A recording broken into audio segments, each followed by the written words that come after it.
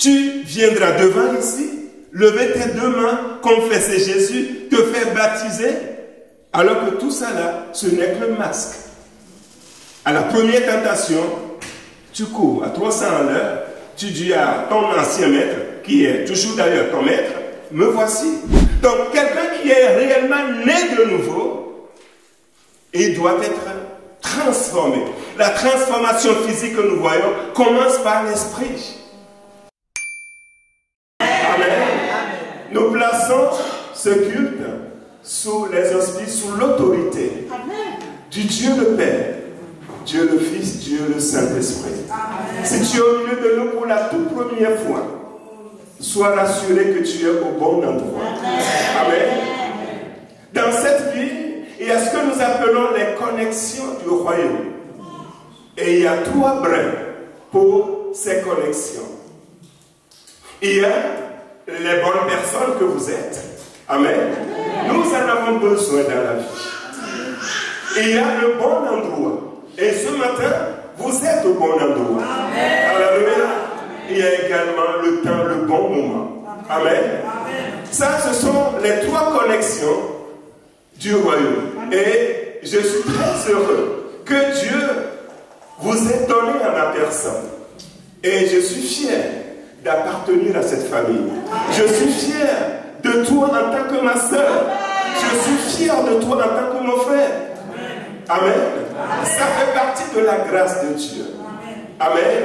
Il faut être avec les bonnes personnes. Et il faut tout faire pour être au bon endroit et au bon moment. Alléluia. Que le nom de notre Dieu soit béni et glorifié.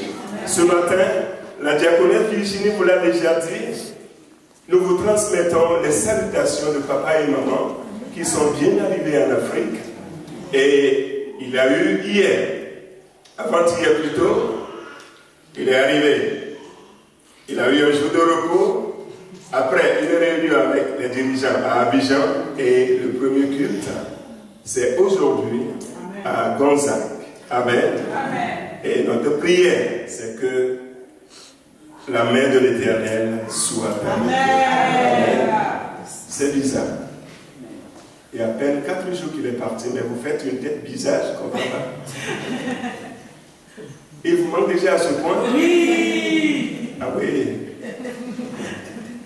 Il est toujours joignable. Amen. À condition que la connexion d'Afrique. Amen. Que le nom de notre Dieu soit. Un privilège que nous avons ce matin, c'est de pouvoir manger à la table de papa. Amen. Si vous êtes nombreux dans une famille et que déjà c'est rare que la table de papa, surtout en Afrique, puisse recevoir tout le monde à table. Mais si toi, généralement les petits derniers ou les petites dernières, papa te fait le privilège en te disant, mon fils, ma fille, viens t'asseoir à table avec moi. Ça suscite beaucoup de jalousie parmi les autres enfants. Amen. Ce matin, j'aimerais dire à quelqu'un, tu es privilégié. Amen. Tu es privilégié à Jésus-Christ.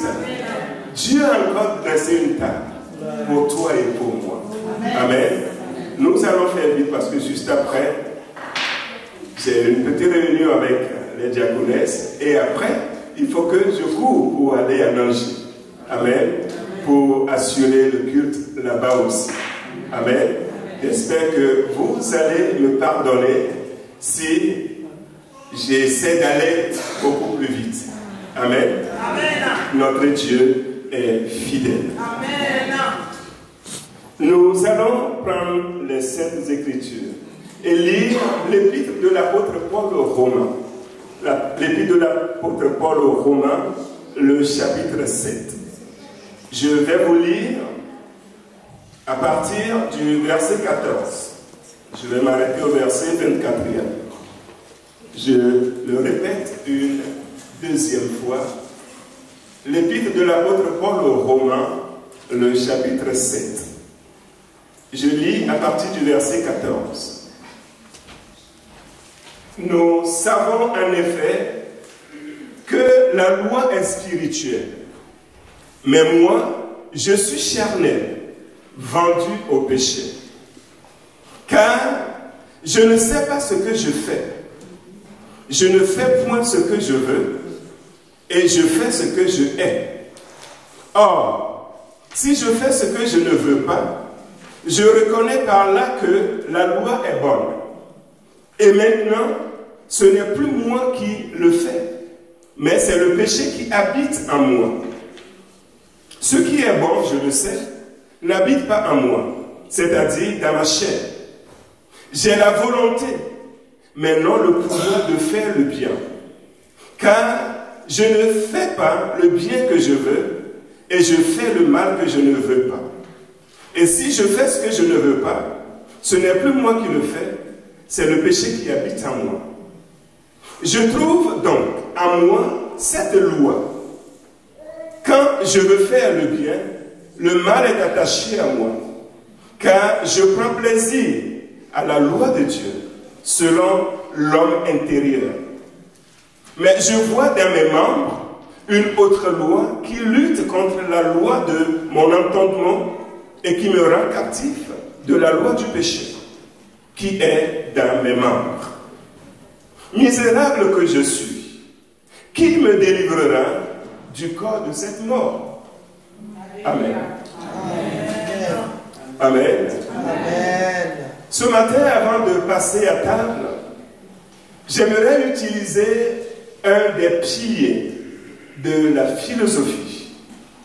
Une devise qui a été rendue par le passé célèbre par l'utilisation que le philosophe Socrate en avait fait. D'où le thème que je donne à ce petit passage que je viens de vous lire. Connais-toi toi-même. Amen. Connais-toi toi-même. Vous voyez, en Dieu, il y a un mystère. Pour ceux-là qui sont les étudiants de l'Institut biblique, vous avez étudié ici la Sainte Trinité. Amen. J'avoue que sans l'aide du Saint-Esprit, c'est difficile de comprendre avec notre intelligence humaine notre Dieu. Amen. C'est un Dieu, mais en 3 personnes. Amen. Et chaque personne est égale à Dieu. Amen. Donc Dieu que nous servons, notre Père, il est Dieu. Dieu le Fils, il est Dieu. Et le Saint-Esprit est Dieu. Alléluia. Nous ne servons pas 3 dieux, mais nous servons un seul Dieu. Amen. C'est ce que j'appelle ce matin le mystère que représente notre Père. Et quand Dieu nous a créés, il nous a créés, nous sommes également un mystère. Parce que l'homme est créé et est fait de 3 choses. Amen. Amen. Nous avons notre esprit, nous avons une âme et nous avons un corps. Vous voyez ici l'apôtre Paul. Ce que j'aime dans la parole de Dieu, c'est que Dieu ne cache absolument rien à ses enfants. Quand quelqu'un fait bien, c'est écrit. Quand quelqu'un fait mal, la faiblesse de quelqu'un, Dieu ne ferme pas les yeux dessus. Et les victoires que cette personne remporte également, tout cela nous est écrit pour notre instruction. C'est écrit pour que là où ils ont bien fait, nous puissions également leur emboîter les pas. Et là où ils ont chuté, nous devons faire attention pour ne pas tomber comme eux. Amen. L'apôtre est en train d'exprimer quelque chose de très très complexe. Parce qu'il découvre, c'est quelqu'un qui est un érudit, c'est quelqu'un qui est un intellectuel à son époque, c'est quelqu'un qui a plusieurs doctorats à son actif. Mais il découvre, quand il s'est converti, il a commencé par servir son Dieu, il découvre quelque chose qui est extraordinaire. Il découvre une grande complexité dans sa propre personne. Il dit, je connais la loi de Dieu. Effectivement, c'est quelqu'un qui a été formé par un des grands rabbins de l'époque appelé Gamaliel. Donc Paul connaît bien la loi de Dieu et il aime la loi de Dieu. Il a passé sa vie à défendre la loi de Dieu. Mais quand il a donné sa vie à Jésus, il s'est rendu compte qu'il y avait une bataille, une guerre qui se produisait dans son fort intérieur. Il avait du mal à comprendre. Et ce matin, par la grâce de Dieu, nous allons chercher à connaître les causes de cette bataille. Parce que je suis convaincu que toi et moi, nous vivons ou nous avons vécu à une époque la même guerre, la même bataille dans notre corps. Amen. Amen. Donc je disais que l'être humain est créé de trois choses. Nous avons notre esprit, nous avons une âme et nous avons un corps. Amen. Et le jour où nous levons nos deux mains pour dire, nous reconnaissons en Jésus-Christ le Sauveur, le Seigneur de notre vie, ça, c'est notre esprit qui est en activité. Parce que le Saint-Esprit venait de convaincre notre esprit. Parce que c'est l'Esprit de Dieu qui rend témoignage à notre esprit que nous sommes enfants de Dieu. Amen. Il dit, elle est venue auprès des siens, mais les siens ne l'ont pas reconnu, ne l'ont pas accepté. Mais à tous ceux-là qui l'ont reçu, elle leur a donné le pouvoir de devenir enfants de Dieu. Bien-aimés, comme nous vous l'avons enseigné à plusieurs reprises ici, la personne qui accouche de nous en Jésus-Christ s'appelle Dieu le Saint-Esprit. Il est celui-là qui convainc l'homme de péché, du jugement et de la justice. Donc quand quelqu'un te présente l'évangile, ou quand toi-même tu es en train de lire la parole de Dieu, c'est le Saint-Esprit qui te donne ce qu'on appelle en théologie le rhéma, la révélation qui est particulière à ta personne. Ce que Dieu veut que tu comprennes de ce que tu es en train de lire. Et le Saint-Esprit, nous ayant convaincus de péché, nous nous sommes vus nus. Et par la grâce de Dieu, nous sommes venus à Jésus-Christ. Et la parole de Dieu nous dit que depuis que nous avons accepté Jésus dans notre vie, Dieu a déposé dans notre esprit la vie éternelle. Aujourd'hui, sur le terrain d'évangélisation, quand vous rencontrez certaines personnes, vous leur demandez, si vous mourrez aujourd'hui, où est-ce que vous allez? Et il y en a qui te disent carrément, je ne sais pas. Et parmi ceux-là qui te disent, je ne sais pas, et il y en a qui viennent de te dire, il y a quelques secondes, qu'ils sont des enfants de Dieu. Bien-aimés, nous devons avoir cette assurance. Amen. L'apôtre Jean, dans sa vieillesse, a écrit quelque chose. Je vous ai écrit ces choses afin que vous sachiez que vous avez la vie éternelle. Amen. Dieu nous a donné la vie éternelle et cette vie éternelle est placée en Jésus-Christ. Il nous dit que celui qui a le Fils a la vie. Amen. Donc, l'enfant de Dieu doit avoir l'assurance de son salut. Amen. Il doit avoir l'assurance de là où il va après la mort. Sincèrement, j'aime bien mes enfants, j'aime bien mon épouse, je vous aime, mais je préfère quitter ce monde. Si c'est aujourd'hui, je suis prêt. Amen. Si c'est demain, j'ai très envie d'y être. Parce que je ne vois pas ce qu'il y a de meilleur sur cette terre. Je ne vois pas du tout. Amen. Amen. Mais tout notre bonheur se trouve auprès de notre Dieu. C'est la vie éternelle qui nous maintient encore attachés à ce livre. Et si on enlève cela du christianisme, vous ne me verrez pas dans cette salle. Je ne sais pas où je serai. Peut-être même déjà mort. Parce que certainement que je serai en train de faire la politique. Et faire la politique chez moi revient à creuser ta propre tombe. Parce que je me connais. Amen. Mais gloire soit rendue à Dieu. Parce que Jésus a traversé mon chemin très très tôt. Et aujourd'hui, je suis l'homme le plus heureux au monde. Amen. Tu es la femme la plus heureuse au monde, l'homme le plus heureux au monde. Parce que le Saint-Esprit a convaincu ton esprit et a fait de toi un enfant de Dieu. Amen. À part l'esprit, j'ai en moi une âme. L'âme, c'est le centre de toutes les émotions. Amen. C'est le centre de la volonté de l'homme. C'est là où se trouvent nos sentiments.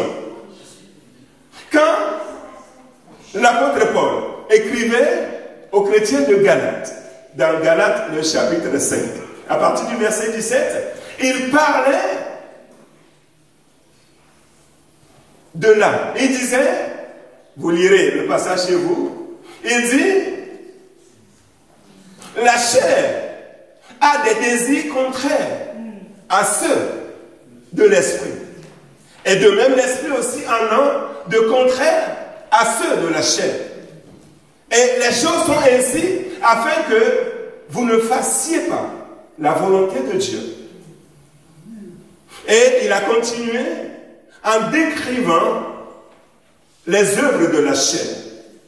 Donc l'apôtre Paul était en train de décrire en quelque sorte tout ce que renferme ton âme. Le centre de nos émotions, le centre de nos comportements, de nos sentiments. Si quelqu'un est méchant, ça vient de son âme. Amen. Et la porte d'entrée de l'âme, c'est notre cœur. Ou je vais le dire autrement, notre âme est représentée par notre cœur. Amen. Amen. Et c'est là également que sont renfermées nos pensées. Donc nous sommes faits d'esprit, nous avons une âme, et finalement, il y a un pauvre élément entre ces deux qui s'appelle le corps. Et le corps est influencé à la fois par notre esprit et influencé par également notre âme. Tout le monde veut se servir de notre corps. Si l'Esprit de Dieu a renouvelé ton esprit à toi, ton esprit renouvelé voudra imposer de bonnes choses à ton corps. Mais ta chair, je dirais, ton âme qui renferme toutes ces mauvaises choses, bon, l'âme ne renferme pas que de mauvaises choses, hein, mais l'âme aussi cherchera à utiliser ce corps. D'où le conflit. L'apôtre dit ici, le bien que je connais, le bien que j'ai envie de faire, ce n'est pas ce que je fais. Mais le mal que je déteste, le mal que je ne veux pas faire, c'est ce que je fais. À un moment donné, il ne se retrouvait pas, il ne se comprenait pas. Il a crié dans le verset 24, « Qui me délivrera de ce corps de la mort ?» L'apôtre Paul nous dira, maintenant que vous êtes en Christ, soyez transformés par le renouvellement de votre esprit. Ne vous conformez pas au siècle présent. Soyez transformés par le renouvellement de votre esprit afin que vous sachiez quelle est la volonté de Dieu, ce qui est bon, agréable et parfait. Amen. Romains 12, le verset 2. Donc, en tant qu'enfant de Dieu, quand le Saint-Esprit nous convainc, nous donne la nouvelle naissance, nous sommes appelés à nous laisser transformer. Et il précise bien par le renouvellement de notre esprit, de notre intelligence. Donc, quelqu'un qui est réellement né de nouveau, il doit être transformé. La transformation physique que nous voyons commence par l'esprit. Soyez transformés par le renouvellement de votre intelligence, de votre esprit. Amen. Aujourd'hui, il arrive que vous rencontrez, c'est même pas il arrive, c'est au quotidien, des enfants de Dieu où ça peut t'arriver et tu te poses des questions. Tu te dis, mais pourquoi j'ai ce trait de caractère? Pourtant, je suis un enfant de Dieu. Pourtant, j'ai donné ma vie à Jésus. Tout le monde parle mal de moi.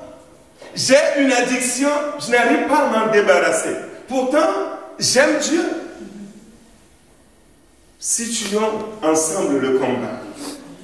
Amen. Le point de départ, le Saint-Esprit qui fait son entrée dans ton esprit à toi, qui te dit, mon fils, ma fille, détourne-toi du mal.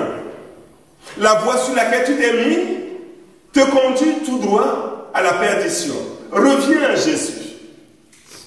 Et nous faisons par la grâce de Dieu le choix d'écouter la voix du Saint-Esprit. Et nous donnons notre cœur à Jésus. Nous devenons enfants de Dieu. Bien-aimés, ce n'est pas la fin du combat. L'apôtre, malgré ses diplômes, il était ignorant sur ce plan. Ce n'était pas du tout la fin du combat. Nous tous nous savons comment l'Esprit de Dieu a rencontré l'apôtre Paul sur le chemin de Damas. Mais ce n'était pas la fin du combat. Il y a certes le début d'un processus, mais ce n'était pas encore la fin. Parce qu'il y a maintenant un combat qui s'engage. Il y a un nouvel élément qui est rentré dans ta personne. Avant, toi et moi, nous étions dans les ténèbres. Nous étions dans l'obscurité totale. Nous aimions le mal, le péché. Mais voici une lumière qui débarque. Amen. Voici une prise de conscience venant du Saint-Esprit. Et là, tu n'es plus la même personne. Amen. Il y a des amis qui te disent, viens, allons. Avant, sans réfléchir, tu te levais, tu courais après eux.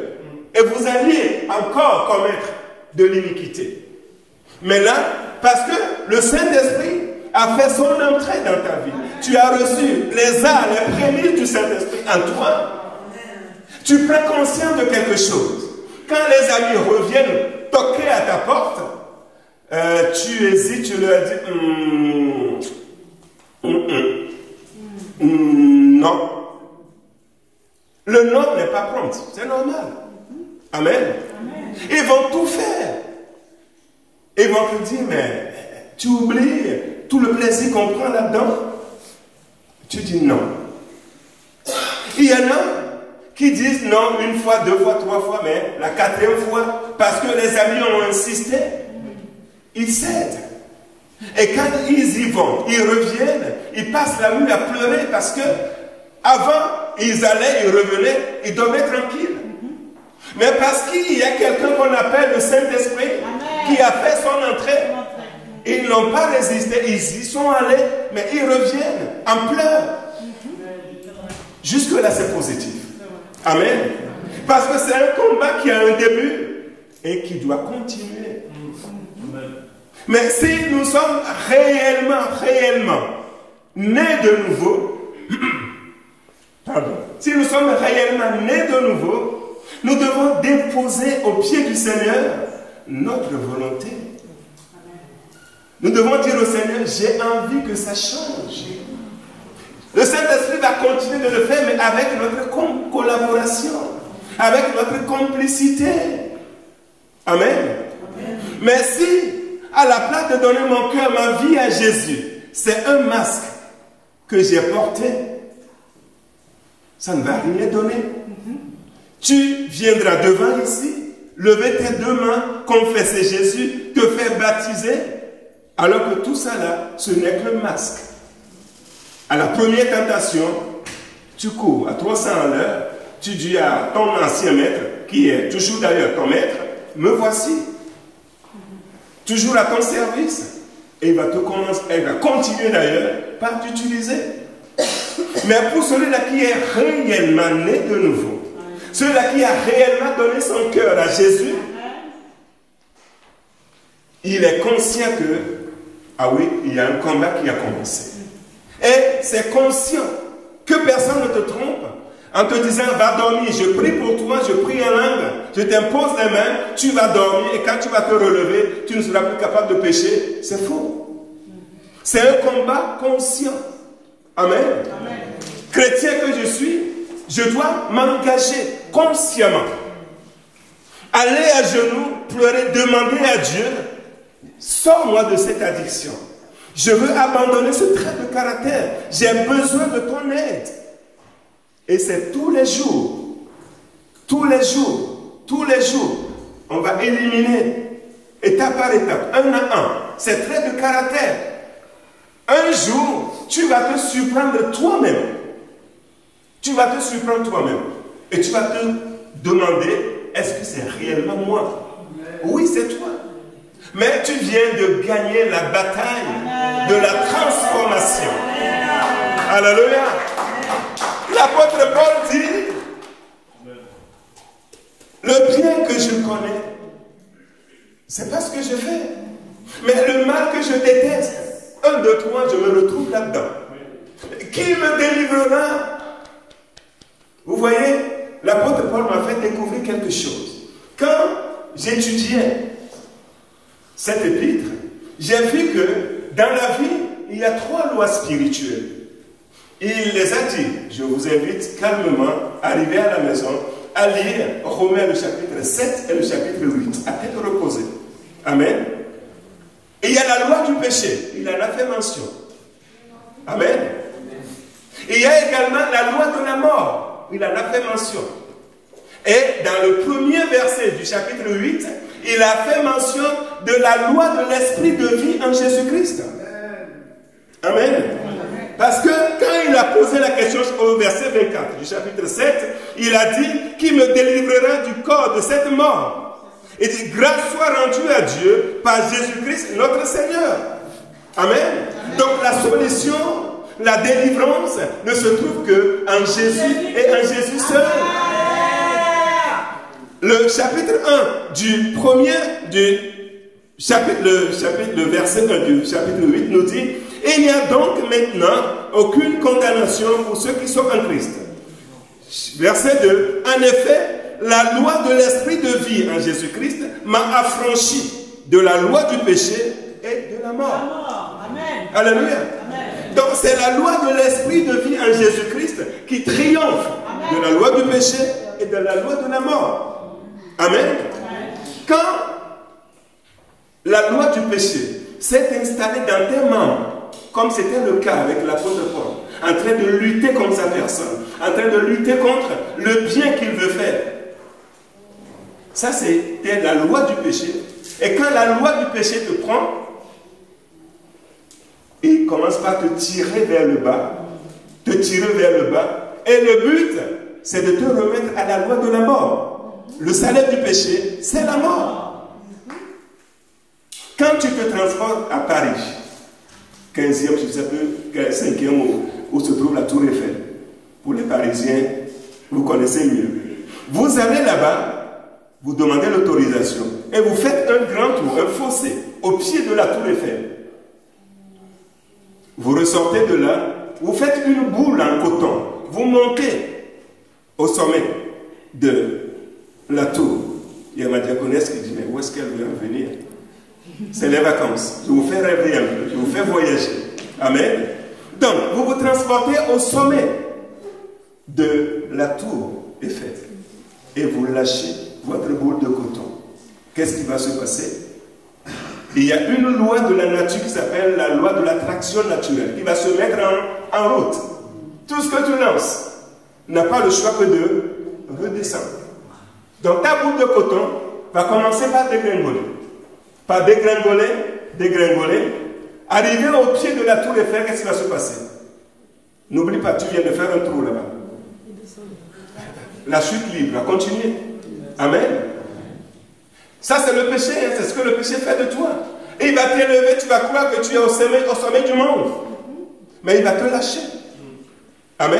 Amen. Mais tant que la main de Jésus, à un moment donné, ne te recueille pas dans ta dégringolade, tu vas continuer par dégringoler jusqu'à toucher le fond. Le fond, c'est quoi? C'est la mort. Amen. Donc ceux-là qui jouissent du péché aujourd'hui et se croient plus forts, et se croient le centre du monde, bien-aimé, le salaire, c'est la mort. Le diable n'a rien de bon à t'offrir. Rien. Rien. Tu fumes ton truc, ton jeûne, tu bois ce que tu veux, tu te crois en train de planer dans l'air, ça va durer quelques heures. Quelques heures. Ah oui. L'aboutissement final, c'est la mort. Il n'y a que la loi de l'esprit de vie en Jésus-Christ. Capable de nous délivrer. Amen. Amen. Donc l'apôtre Paul était complètement perdu. Complètement perdu. Dieu nous a appelés pour que toi et moi nous puissions ressembler à la personne de notre Seigneur Jésus-Christ. Et quand Christ va revenir, il viendra naturellement chercher ce qui lui ressemble. Amen. Il reviendra chercher ce qui ressemble à sa personne. Donc, bien aimés, si nous aimons réellement notre Dieu, nous devons aimer ses commandements. Amen. Aimer sa parole. Amen. Amen. Nous allons passer à la table. Mais quand papa t'invite à sa table, nous devons penser à avoir les mains propres. Amen. Nous devons penser à laver nos mains. Et Dieu veut laver le cœur de quelqu'un. Amen. Amen. Ce que je suis en train de vous dire, il y a quelques années en arrière, j'étais comme l'apôtre Paul. Je l'ai vécu. Je me rappelle encore cette époque-là où le même péché, en une journée, tu le confesses 10 000 fois. À la fin, tu es triste. Mais cette journée-là va passer. Le jour suivant, ça recommence. C'est frustrant. Jusqu'à ce que le Saint-Esprit gagne la bataille dans ma vie. Amen. Amen. Amen. C'est une réalité. Dire ça de quelqu'un comme l'apôtre Paul, la Bible est formidable. Elle pouvait cacher cela, connaissant le personnage. Mais c'est quelque chose que nous vivons tous. Si ce n'est pas écrit là-dedans, tu vas croire que tu vas être plus malheureux, 10 000 fois plus malheureux. Parce que tu vas croire que c'est toi seul qui es en train de vivre ça. Amen. Amen. Le vœu de mon cœur, ma prière, c'est que tu puisses gagner cette bataille. Alléluia. Le vœu de mon cœur, c'est que la loi de l'esprit de vie en Jésus-Christ puisse triompher dans ta vie. Vous voyez, il y a un homme qui est effacé de la scène politique française de nos jours. Aux dernières nouvelles, cette personne serait en train de vendre quelque part en Afrique du Nord. Mais qu'est-ce qui lui est arrivé? Il était habité par la loi du péché. Ce monsieur avait sa femme, avait ses enfants, une belle femme d'ailleurs. Mais, quand le jour se lève, tant qu'il ne va pas aller après des filles, malgré son haut poste, c'est un fonctionnaire international. Quelqu'un qui en a beaucoup là-dedans. Mais, esclave, prisonnier. Tu as dit, ah, effectivement, ça fait pitié. Ça fait pitié. Et petit à petit, depuis le sommet de la Tour Eiffel, il a commencé par dégringoler. À aucun moment, il n'a pas eu cette grâce-là, d'être recueilli par la main de Jésus. Arrivé au pied de la Tour Eiffel, ça a continué. Il a fini par toucher le fond.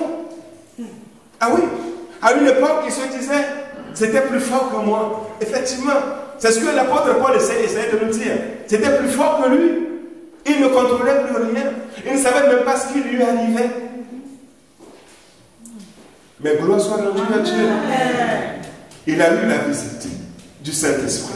À partir du verset 25, il a commencé par dire, voici la solution. Amen. Donc, M. DSK aujourd'hui, balayé. Et ce monsieur était à 2 doigts de diriger ce pays. À 2 doigts. Bien-aimés, nous sommes appelés pour la vie éternelle. Ce n'est pas un poste présidentiel. Je dis que nous sommes appelés à régner avec le roi des rois. Payons le prix qu'il faut. La chair ne pourra rien nous apporter. Amen.